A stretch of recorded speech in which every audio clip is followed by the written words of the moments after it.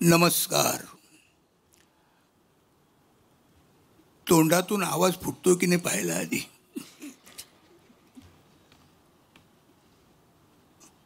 मराठी भाषेबद्दल मी काही वेगळं बोलायला पाहिजे असं मला वाटत नाही, कारण माझा जो सध्याचा बिझनेस आहे हा माझ्या मराठी भाषेवरच अवलंबून आहे. मराठी भाषेतले वेगवेगळे स्तर दाखवण्यामध्येच माझा सगळा वेळ जात असतो. आज मला इथं बोलवलं, मला राजसाहेबांचा फोन आला. ते आम्ही अभिजात भाषा दिन साजरा करतोय, तर त्यावेळेला तुम्हाला यायचं आहे. आणि हो म्हटलं, काय ठीक आहे ना, कधी आहे? आता आहे. पण मग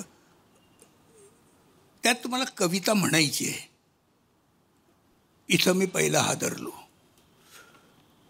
कविता म्हणायची नाही. मग काय म्हटलं, काय माहिती आहे का, माझं ना सध्या शूटिंग चालू आहे आणि त्या शूटिंगमधून मला वेळ काढून येणं जरा कठीण वाटते, कारण बाकी सगळं थांबलं आहे. परत एपिसोड पण जायचं आहे, तर मला वेळ मिळणार नाही.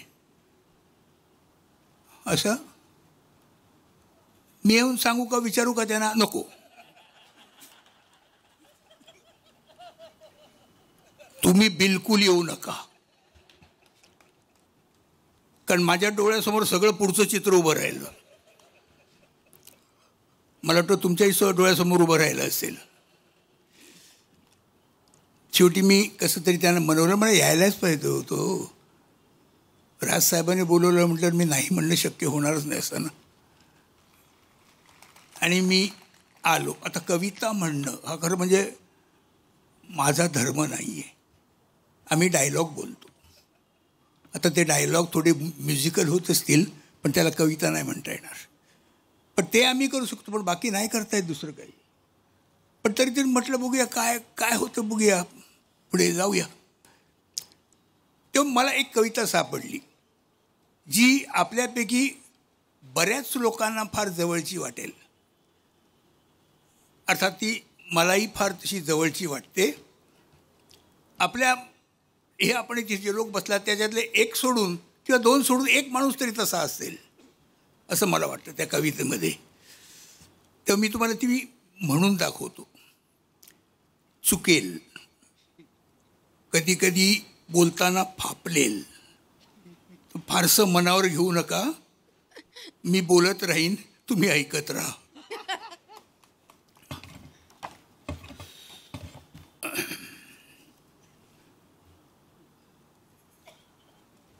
विदूषकी हा माझा धंदा आहे. आहे ना, रिलेटेड आहे ना माझ्याशी. विदूषकी हा माझा धंदा आहे, रुपया अगदी चोख बंदा आहे. धंदा हा शब्द काही तुम्हाला रुचला नाही. तुम्हाला वाटलं असेल मला दुसरा काही सुचला नाही. व्यवसाय, हो व्यवसाय हाच शब्द तुम्हाला बरा वाटतो, प्रतिष्ठेच्या दृष्टीने खरा वाटतो. संस्कृत कपडे घातलेला सुसंस्कृत माणूस वाटतो. व्यवसाय इथे माझा निरूप आहे. माझं आणि संस्कृतचं मुळातच वाकडं होतं. देवाला घातलेलं मी ते साकडं होतं. संस्कृत या शब्दाचा उच्चारातच मी मुळात मार खायचो. नटबोल्ट स्क्रू यामधला स्क्रू सारखा संस्कृतमधला मी स्क्रू उच्चारायचो. संस्कृतच्या तासालाच विदूषकी प्रथम शिकलो. तेव्हापासून मी तेवढ्यावरच टिकलो. माफ करा, विदूषकी हा माझा धंदा आहे, रुपया अगदी चोख बंद आहे. शरीराची करू शकतो वेलांटी, अशी माझी वळणदार कोलांटी. फिदी फिदी हसतो मी, ठपकल मारून बसतो मी. पोळीसारखी माझी टोपी खातो, जागा असून चक्क गाढ झोपी जातो. डोक्यापेक्षा श्रेष्ठ मानतो मी तंगडी, सबबी सारखीच चालते ती अजून लंगडी. विदूषकी हा माझा धंदा आहे, रुपया अगदी चोख बंद आहे. सर्कस असो, नाटक असो, सिनेमाच्या शूटिंगचं फाटक असो, मला आत जावंच लागतं. कंत्राटानं मला शोधावंच लागतं. लफंग्याचा धंदा म्हणून फसवावंच लागतं. विदूषकाला धंदा म्हणून हसवावंच लागतं. नसली जरी माझी इच्छा, धंदा माझा सोडत नाही पिच्छा. असा हा ताप आहे, पूर्वजन्मी मिळालेला एक शाप आहे. 4 चौकात घरातून मी बसलो आहे. नवे किस्से नव्या कोट्या मी पेचत असतो. माझ्याकडे सतत लक्ष वेधत असतो. लोकांनाही माझी चटक लागली आहे. मी येताच इतर विषय वगळतात. माझे किस्से, माझ्या कोट्या सुपारीच्या खांडासारख्या चघळतात. विदूषकी हा माझा धंदा आहे. रुपया अगदी चोख बंद आहे. विदूषक असतो तरी पुस्तक मी वाचत असतो. त्यातले महत्त्वाचे मुद्दे मनात मी टाचत असतो. एकदा मी वाचले की तरण्यामध्ये बुडणं असतं, तसंच अगदी हसण्यामागे दडलेलं रडणं असतं. असे मिठाच्या पाण्यात भिजवलेला रुमाल मी तेव्हापासून खिशामध्ये ठेवत असतो. स्टेजवरून हसताना हसवताना मधून मधून डोळ्यांना लावत असतो.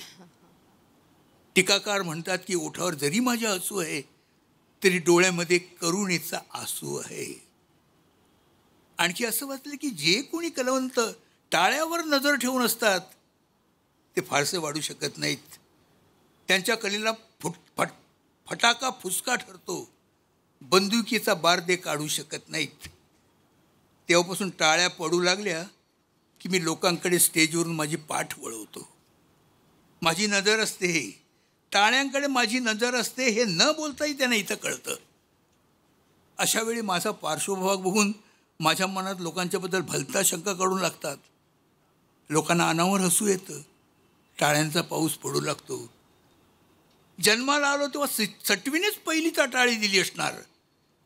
विधी लकीत कोण आणि कसं पुसणार? कारण विदूषकी हा अखेर माझा धंदा आहे. रुपया अगदी चोख अगदी बंद आहे.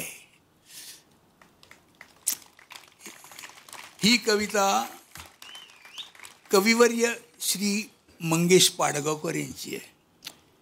आणि मला ती कुठेतरी ती कविता वाचताना मी कुठेतरी आरशात मला बघितल्यासारखं वाटलं. म्हणून मी आज तुमच्यासमोर सादर केली. तुम्हाला आवडलेलं असं वाटतं. धन्यवाद.